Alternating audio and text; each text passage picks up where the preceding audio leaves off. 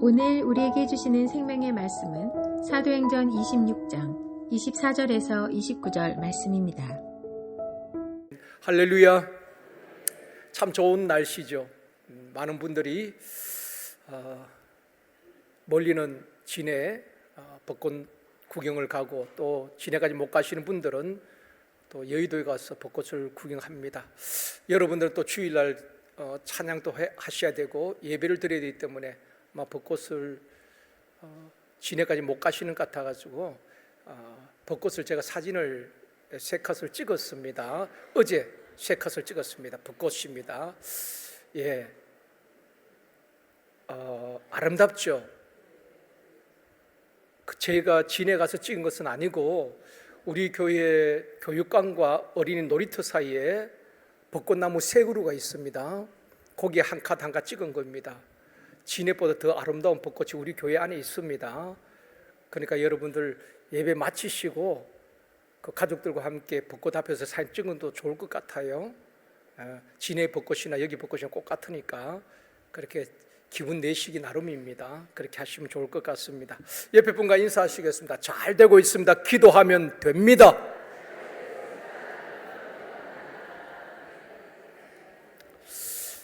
다시 한번요. 이 시간 은혜 받읍시다.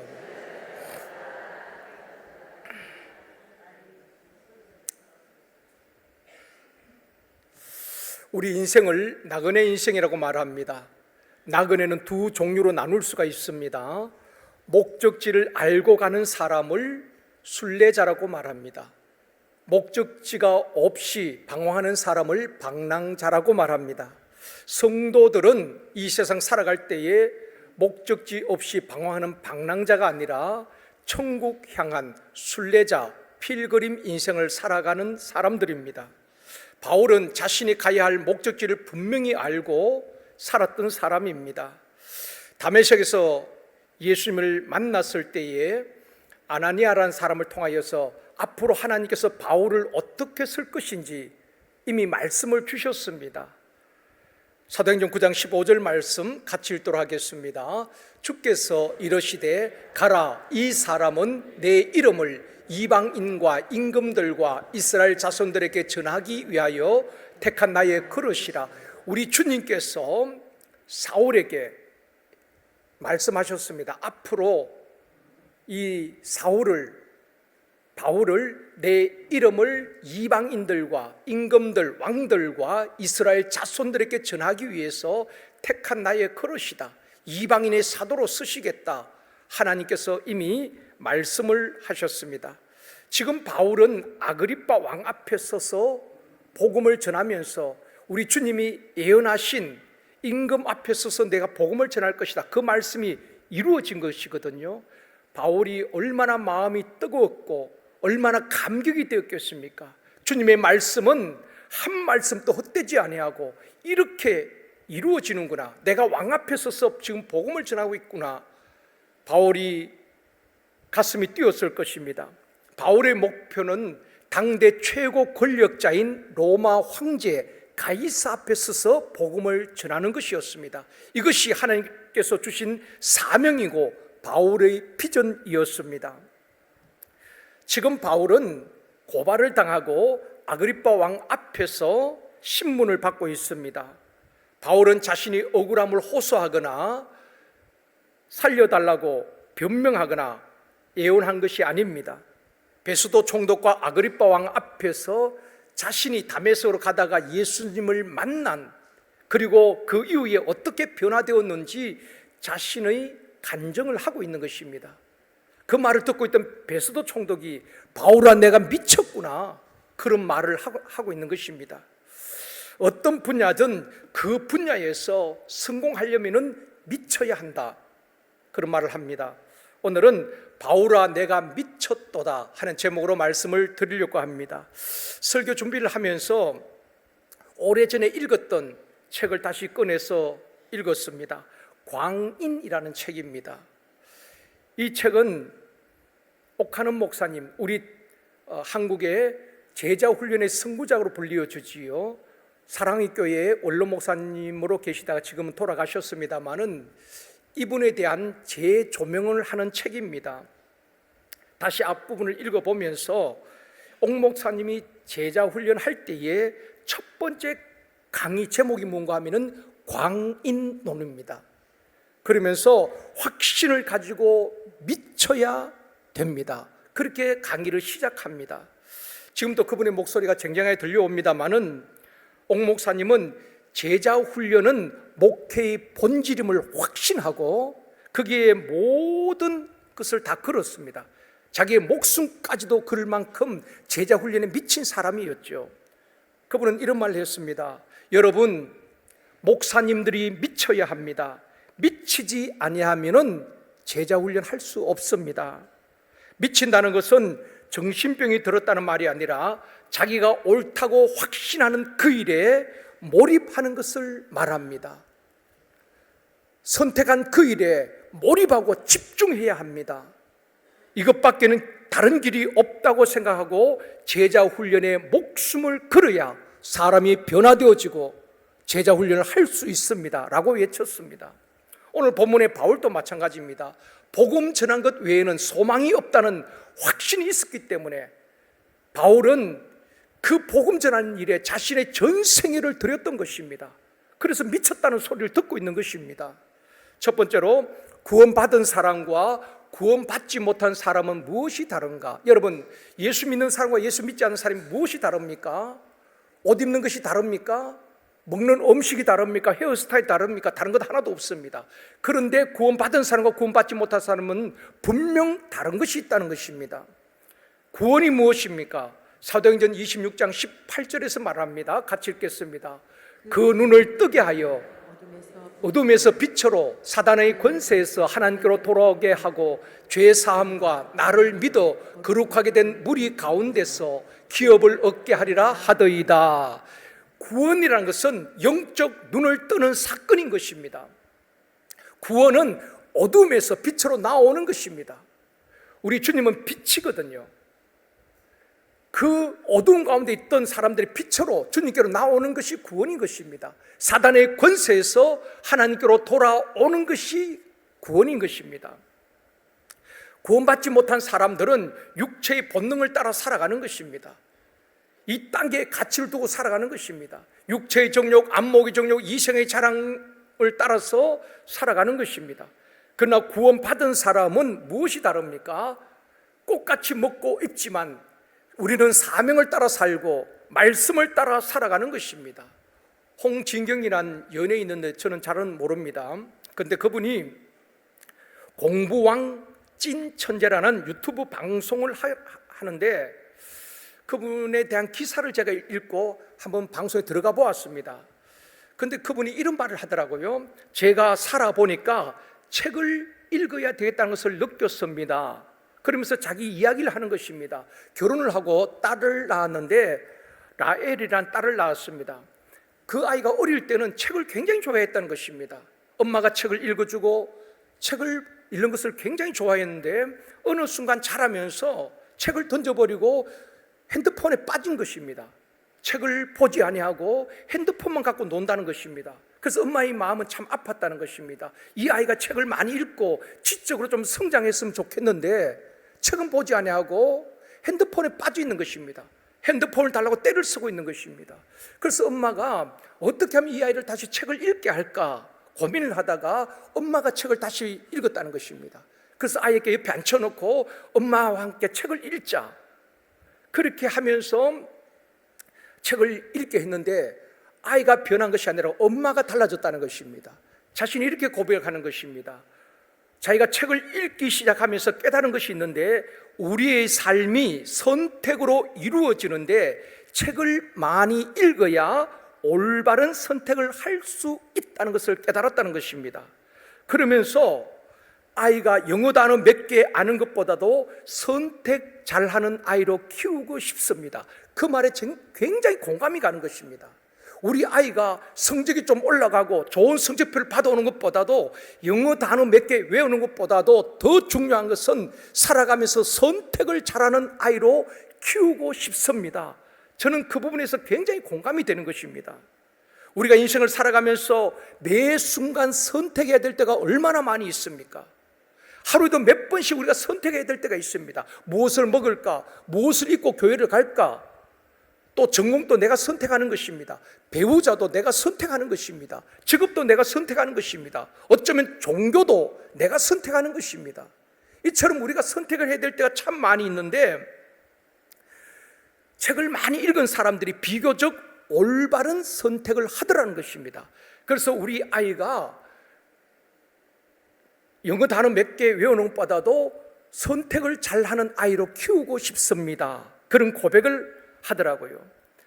우리가 신앙적으로 생각한다면 신앙의 영역에서 선택의 기준이 무엇입니까? 예수 믿지 않는 사람들은 자신들이 읽은 책에서 지식을 얻고 선택의 기준이 될 수가 있습니다. 그런데 우리 신앙인들은 선택 기준이 하나님의 말씀인 줄 믿습니다. 말씀이 우리 선택의 기준인 것입니다. 말씀에 하라는 것과 하지 말라는 것이 있습니다. 선택해야 될 것과 선택하지 말아야 될 것이 있습니다. 우리가 선택하고 또 거절해야 될 것이 있다는 것입니다.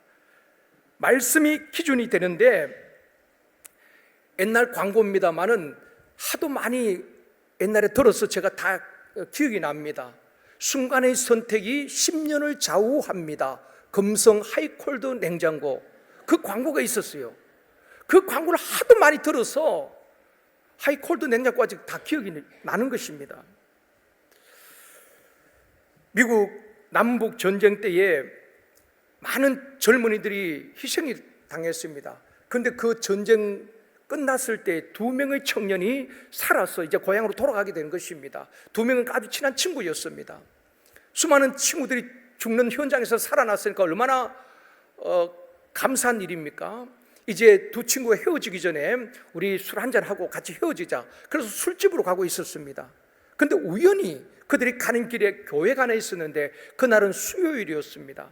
교회에 그날 설교 제목이 적혀 있는데 죄의 삭선 사망이라 하는 글이 적혀져 있는 것입니다. 설교 제목이, 그때 한 청년이 걸음을 멈추고 어릴 때 주일학교 다녔던 이 청년이 그렇게 제안을 하는 것입니다. 그 전쟁터에서 우리가 살아난 것 참 감사한데 우리 하나님께 감사 예배 드리고 가면 어떨까? 수요일이었으니까. 그러자 옆에 있던 친구가 말합니다. 술맛 떨어지게 무슨 교회냐고, 그냥 술 마시러 가자고. 두 사람은 의견이 맞지 않아서 각각 다른 선택을 하게 되는 것입니다. 한 사람은 교회로 가게 되고 한 사람은 술집으로 가게 되는 것입니다. 그러고 난 다음에 30년 세월이 지났습니다.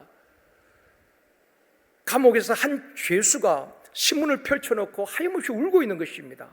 그날은 미국 22대 대통령 취임식 날이었습니다. 신문 모든 기사가 대통령 취임에 대한 기사였습니다. 사진이 나오고 그걸 보면서 한 죄수가 하염없이 울고 있는 것입니다. 바로 30여 년 전에 교회 가지 아니하고 술집으로 갔던 그 청년은 그때부터 계속 술을 마시고 또 죄를 짓고 그렇게 하면서 결국 교도소에 와서 수감 생활을 하고 있는 것입니다. 그런가 하면은 교회로 선택했던 그 청년은 그때부터 신앙생활을 하기 시작하고 믿음으로 살았고 믿음으로 선택했고 나중엔 정계 진출해서 바로 22대 대통령의 자리에 오르게 된 것입니다. 그가 바로 클린 브랜드 대통령입니다. 22대, 24대 대통령을 지내게 된 것입니다. 한순간 똑같은 출발선에서 선택했지만은 한 사람은 미 합중국의 대통령이 되었고 한 사람은 죄수의 몸으로 수감되어 있었다는 것입니다.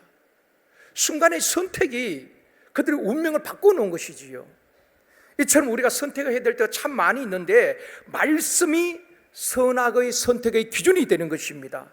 하나님의 뜻을 분별하는 기준이 하나님의 말씀인 것입니다. 아담에게 선악과를 먹으면 안 돼, 하나님께서 말씀을 하셨습니다.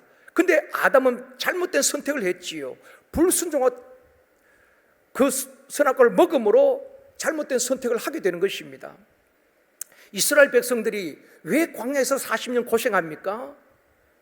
애굽에서 가나안 땅까지 가는 것 바로 가면 한 보름만 하면 갈 수 있습니다. 그런데 왜 40년 동안 광야에서 고생을 합니까? 그들의 잘못된 선택 때문에 그런 것입니다.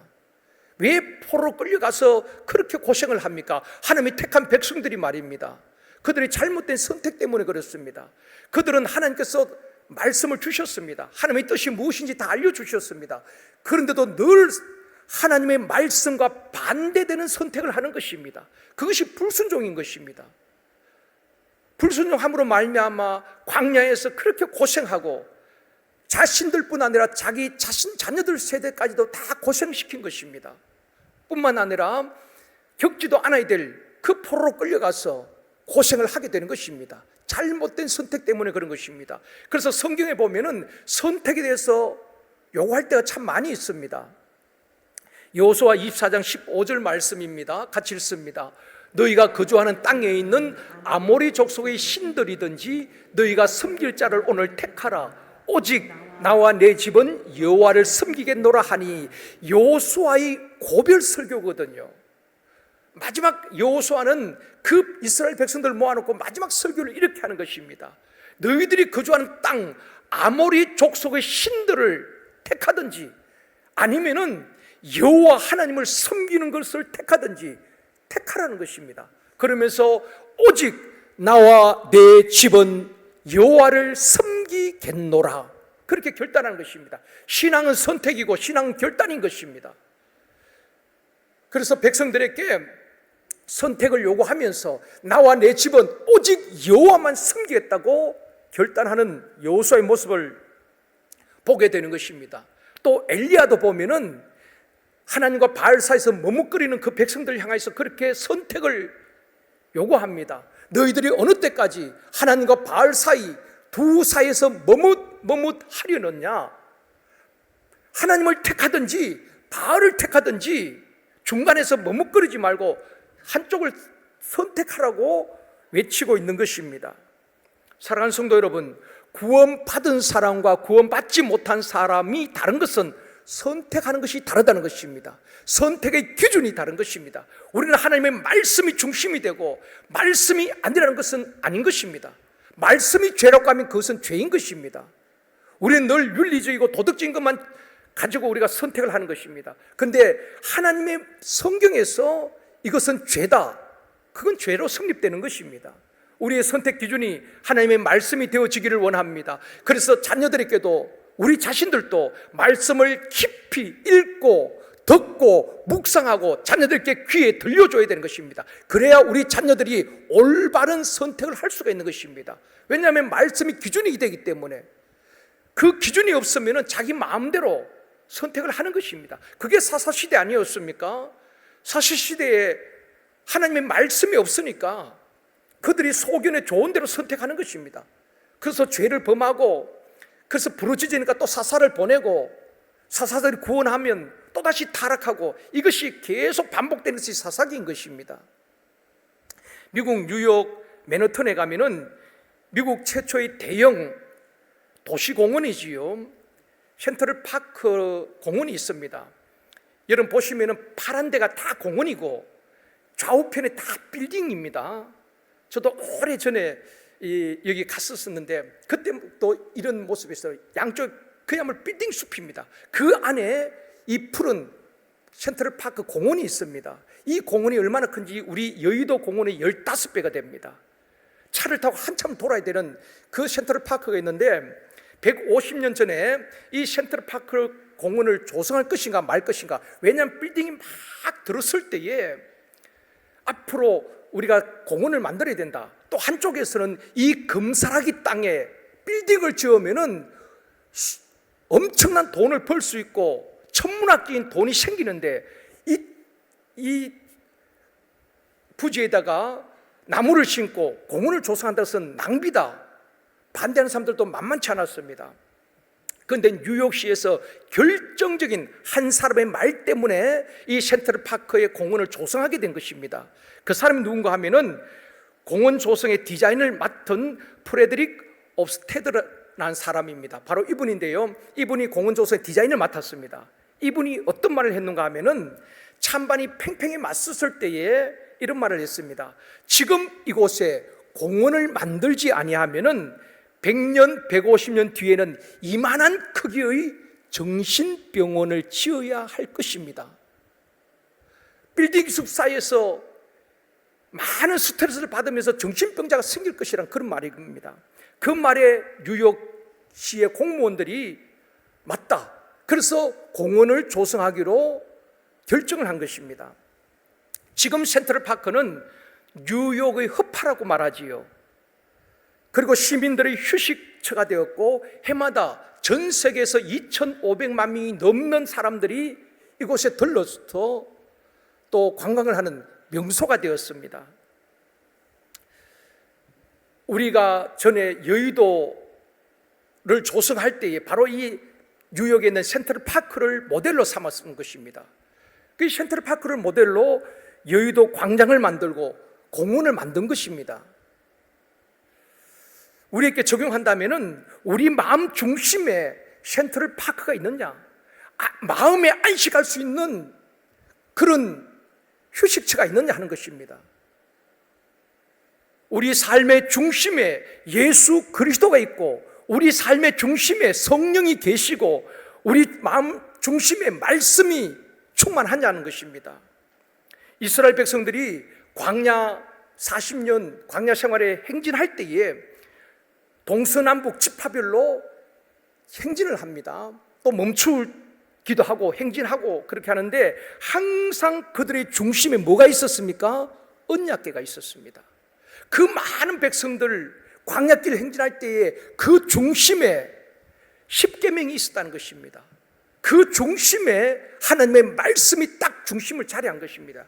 그래서 그 언약궤를 중심으로 그들이 이동을 하는 것입니다. 동서남북 세계 지파별로 말입니다. 언약궤는 이스라엘 백성들에게는 센트럴파크였습니다. 현대인들은 정신적인 고통, 스트레스를 호소하고 있습니다. 한 의학 전문지에서 이런 말을 했습니다. 우리 대한민국 국민 가운데 70%는 정신과 치료를 받아야 된다고 말하고 있습니다. 그만큼 스트레스를 많이 받고 있다는 것입니다. 마음의 상처나 많은 스트레스를 받으면서도 그냥 닥치듯 살아가는 것입니다. 그런데 많은 분들이 정신적 스트레스나 고통을 호소하고 있다는 것입니다. 겉으로는 건강해 보이는 것입니다. 그런데 그냥 일상생활을 할 수가 없어서 집에 가면은 우울증 약을 먹어야 되고 불안을 해소하는 약을 먹어야 되고 밤에 잠을 잘 수가 없어서 불면증 약을 먹어야 되고 또 신경 안정제를 먹는 사람들이 우리 국민들 가운데 많이 있다는 것입니다. 그런 약을 먹지 않으면은 우울증에 시달리고 밤에 잠을 못 자고 정상적인 생활을 할 수가 없다는 것입니다.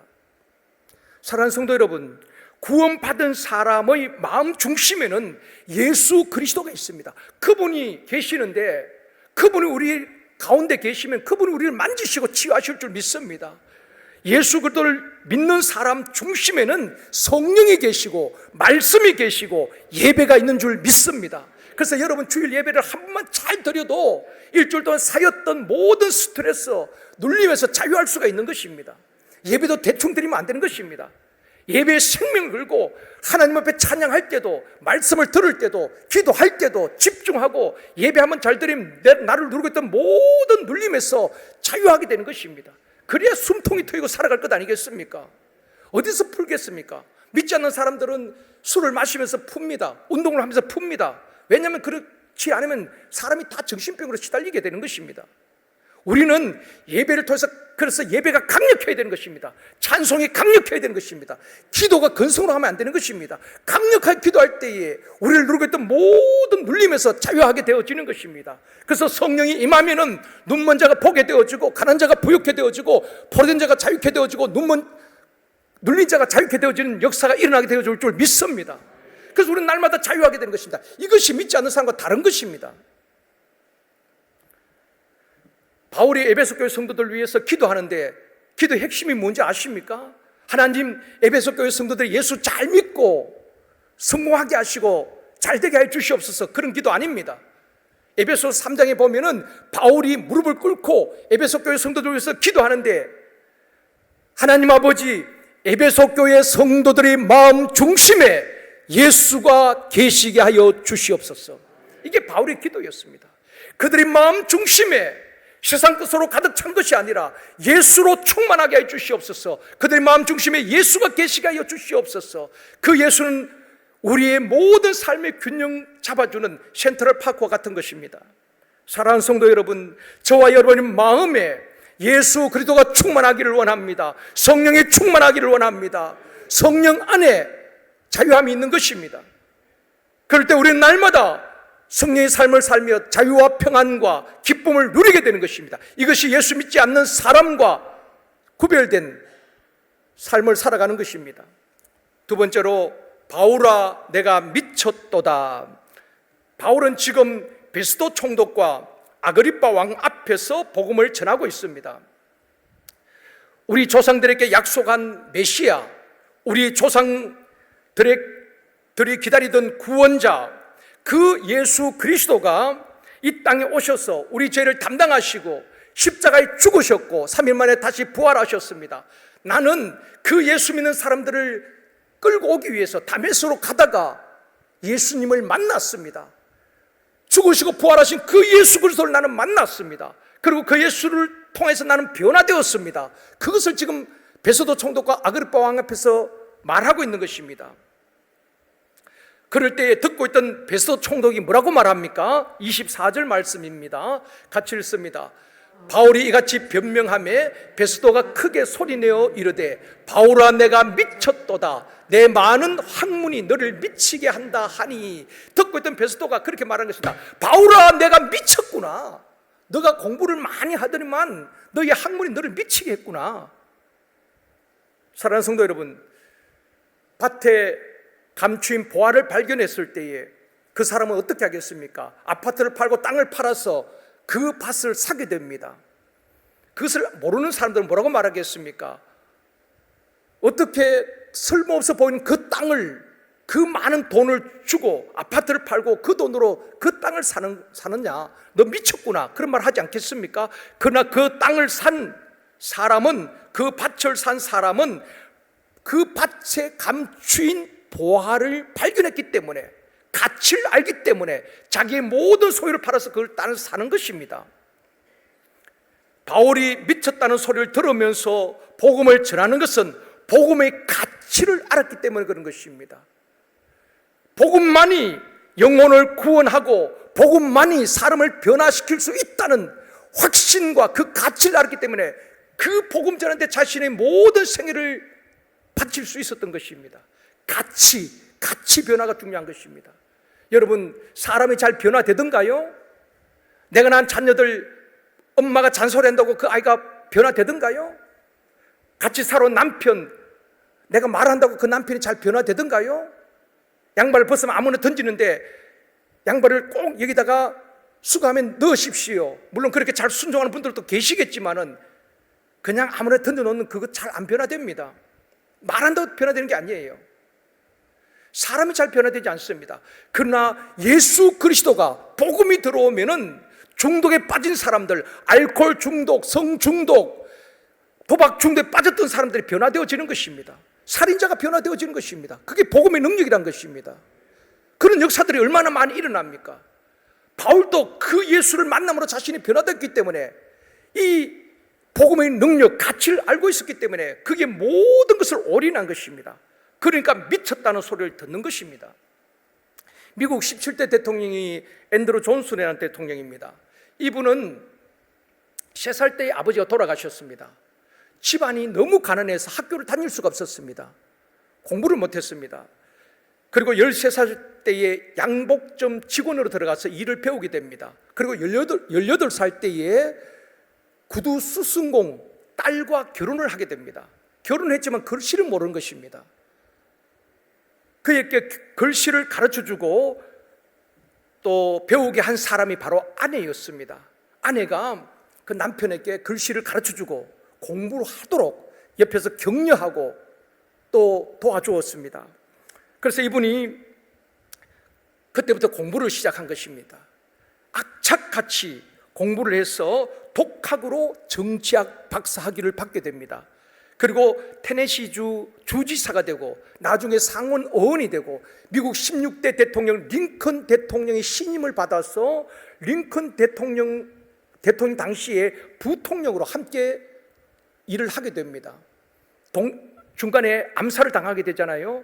링컨이 암살당했을 때 남은 잔여 임기를 앤드류 존슨이 대통령 대행을 하게 되는 것입니다.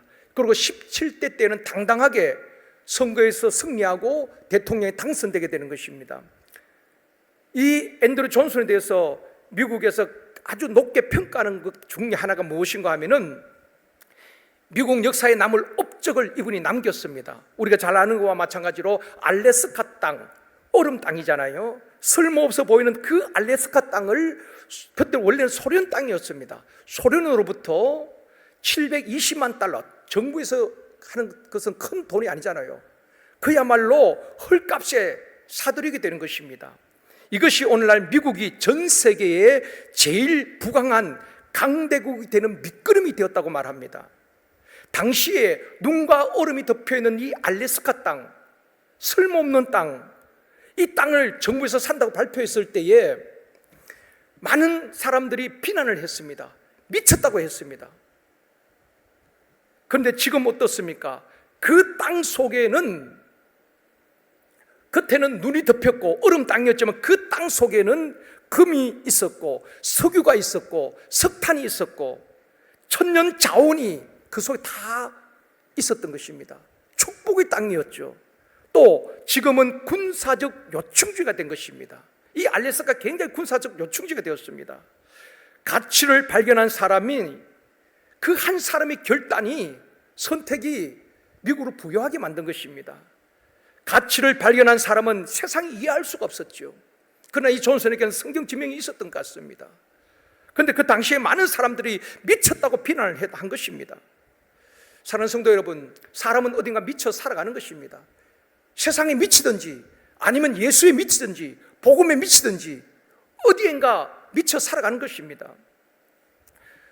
술집에서 하룻밤에 수백만 원 술을 마시고 죄를 짓는 사람이 미친 사람입니까? 아니면은 다음 세대를 위하여서 수고하는 우리 교사들을 워크숍을 하고 그 교사들 다 데리고 가서 수십만 비용을 들여서 밥을 사주는 장로님이 미친 겁니까?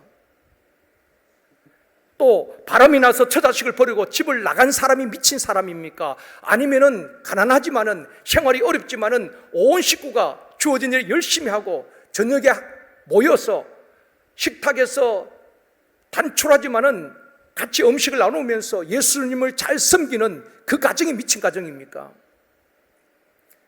주말에 저 강원랜드에 가서 밤새도록 도박을 하면서 밤을 새우고 수천만을 날리고 차를 저당 잡히고 아파트를 날리는 그런 사람들이 미친 사람입니까? 아니면 우리 토요일부터 주일 준비를 하고 주일날 이렇게 와서 사부 예배 드린 여러분이 미친 사람입니까? 미쳐도 제대로 미쳐야 되는 것입니다. 아까 2부 예배를 마치고 제가 식당에 갔는데 한 집사님이 그렇게 제 손을 꼭 붙잡으면서 목사님 오늘 큰 힘을 얻었습니다. 그러면서 이분은 행복몸을 하는 것입니다.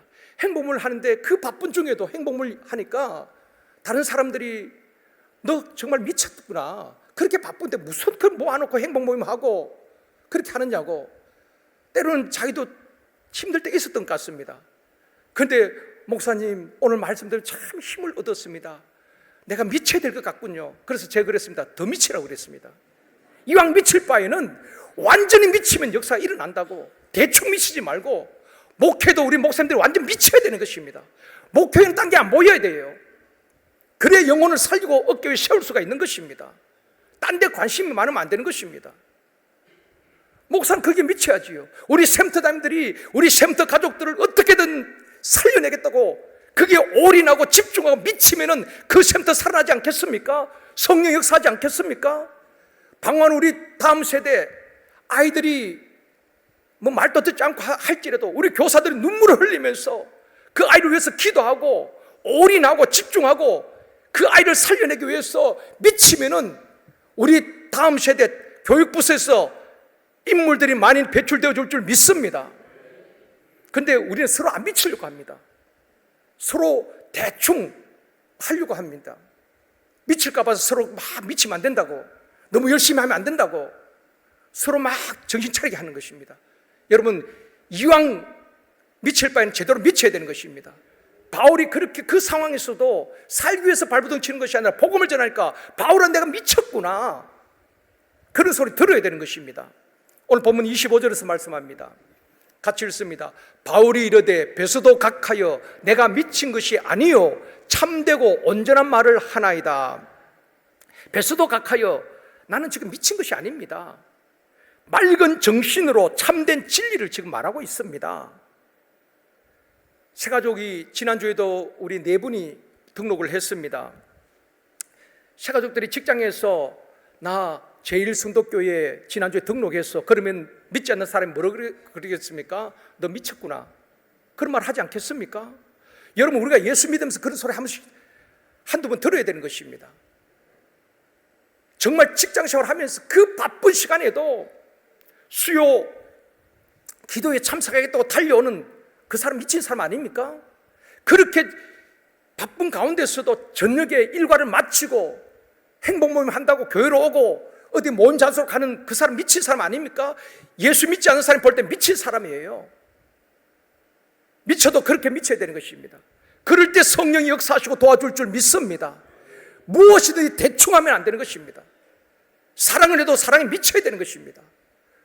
돈을 벌기 위해서 그게 미친 사람들이 성공하는 것 아니겠습니까? 미친다는 것은 그만큼 집중하고 그게 올인할 때에 다른 것이 안 보여지는 것입니다. 문우발처럼 여기저기 다 기웃거리면 아무것도 못하는 것입니다. 목회자는 목회에 완전 미쳐야 되는 것입니다. 한 사람을 살리기 위해서 몸부림치고 주일날 와야 될 지역의 식구들이 오지 않고 교육부서의 학생이 오지 않으면 교사들과 우리 목회자들이 잠이 오지 않아야 되는 것입니다. 그렇게 집중하고 올인하고 미치면은 성령께서 역사하실 줄 믿습니다. 사랑하는 성도 여러분, 세상에 미치는 것이 아니라 복음에 사로잡히는, 예수에 사로잡히는 저와 여러분이 되어지길 주님의 이름으로 축원합니다. 세 번째로 나와 같이 되기를 원하나이다. 28절 말씀입니다. 같이 읽습니다. 아그리빠가 바울에게 이르되 내가 적은 말로 나를 권하여 그리스도인이 되게 하려 하는도다. 복음을 듣고 있던 베소도는 바울아 내가 미쳤구나. 또 아그리빠 왕은 뭐라고 말합니까? 바울 너가 지금 나 예수 믿으라고 전도하고 있구나. 이 말 속에는 이런 말이 포함되어 있습니다. 당시에 예수를 믿으면 공직을 박탈당합니다. 재산을 몰수당할 수도 있잖아요. 그래서 예루살렘 교회 핍박했을 때 사도들 외에는 다 흩어지게 되는 것입니다. 고향을 버리고 떠나게 되는 것입니다. 그리고 광야에서 토굴 해서 유리방황하는 것입니다. 그러면서 그들은 예수를 믿었다는 것입니다. 지금 아글파 왕이 그런 말을 하는 것입니다. 내가 예수를 믿으면 왕의 자리 박탈당할 수도 있어. 재산 다 몰수당할 수 있어. 아니 내 생명까지도 잃을 수가 있어. 근데 나보고 예수 믿으라고? 그런 말이거든요. 그 말에 대해서 29절에서 바울이 이렇게 답변합니다. 같이 읽습니다. 이번 주 암송 말씀입니다. 바울이 이르되 말이 적으나 많으나 당신뿐 아니라 오늘 내 말을 듣는 모든 사람도 다 이렇게 결박된 것 외에는 나와 같이 되기를 하나님께 원하나이다 하니라. 바울이 그렇게 말한 것입니다. 아그리빠 왕이여, 지금 당신과 여기에 내 말을 듣는 모든 사람들 모두가 나처럼 결박당한 것 외에는, 지금 바울은 죄수의 몸으로 결박당했거든요. 결박당한 것 외에는 나와 같이 되기를 원합니다. 무슨 말입니까? 베소도 총독이요, 아그리빠 왕이요, 나처럼 이왕 미칠 바에는 예수를 믿고 하나님 나라 소망을 가지고 살아가기를 원합니다. 권력에 미치는 것이 아니라 예수에 미쳤으면 좋겠습니다.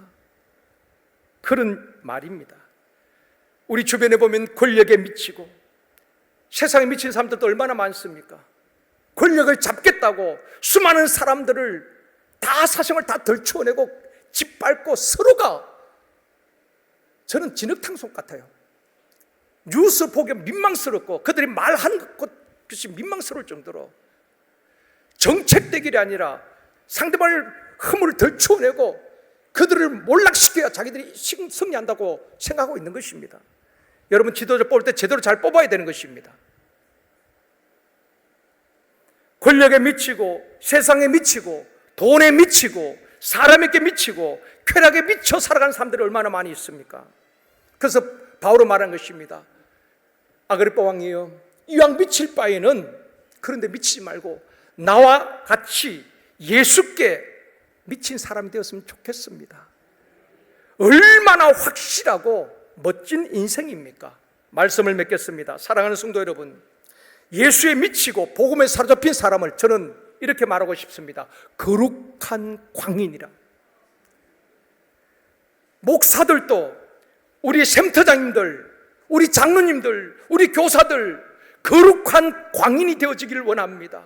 한 영혼을 살리기 위해서 정말 미쳐야 되는 것입니다. 오지 않으면 잠이 오지 아니하고 밥을 먹을 수 없을 만큼 그 한 영혼을 가슴에 안고 우리가 집중한다면 그 영혼들 살려낼 수 있지 않겠습니까? 일꾼들을 세울 수 있지 않겠습니까?